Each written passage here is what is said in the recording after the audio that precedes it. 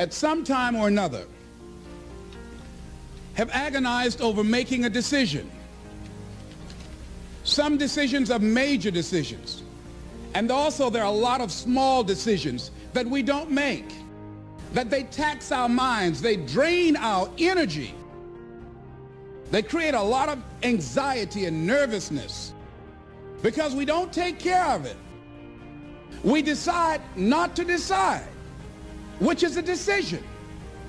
Deciding to decide, to act, is a major, major challenge for all of us at different points in different areas of our lives.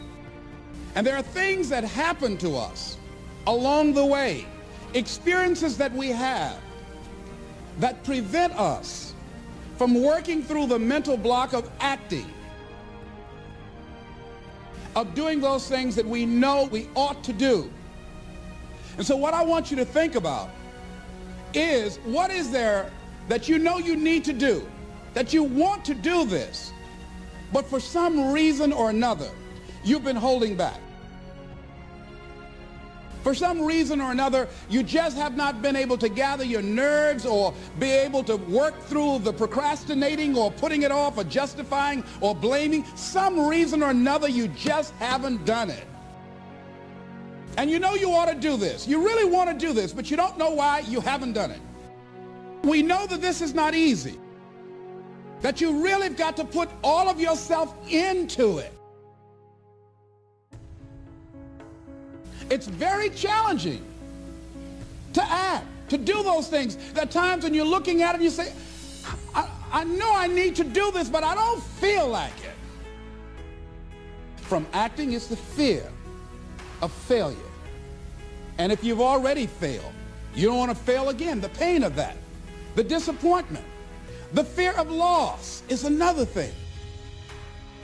Because many times when we do those things that we know we need to do, we feel that we might lose somebody.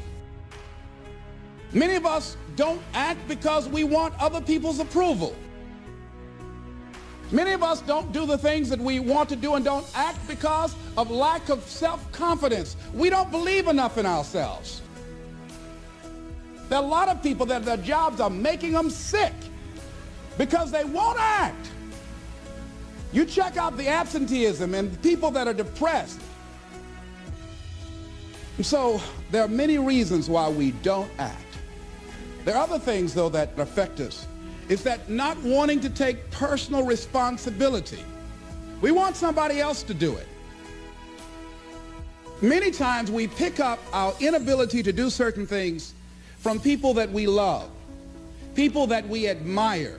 We identify with them, and we live in the context of their ideas, their opinions, and their life patterns. We buy into it unconsciously. I couldn't help but think that God wants greatness to come out of us. But it takes a humility to handle greatness. You can't believe one way and live another way and be great. It's going to cost you some time. It's going to cost you some energy. It's going to cost you some sacrifice. It's going to cost you some resources. It's going to cost you some hours of your life laying down, paying the price, going the extra mile, doing what other people are not willing to do. Greatness is not cheap. Greatness always costs more. That's why there's not many people who achieve greatness. They're not willing to pay the price.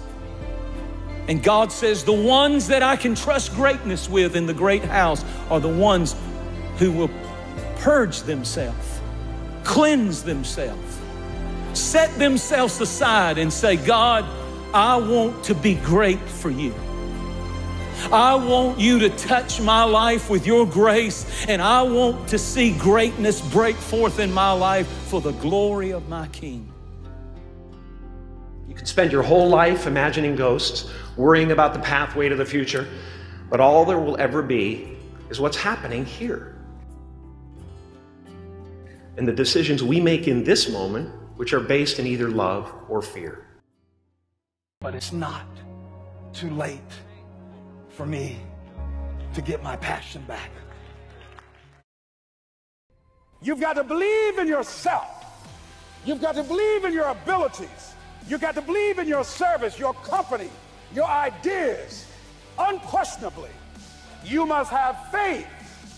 It's hard. Yes, it's hard. It's difficult. Yes, right. And it's worth it.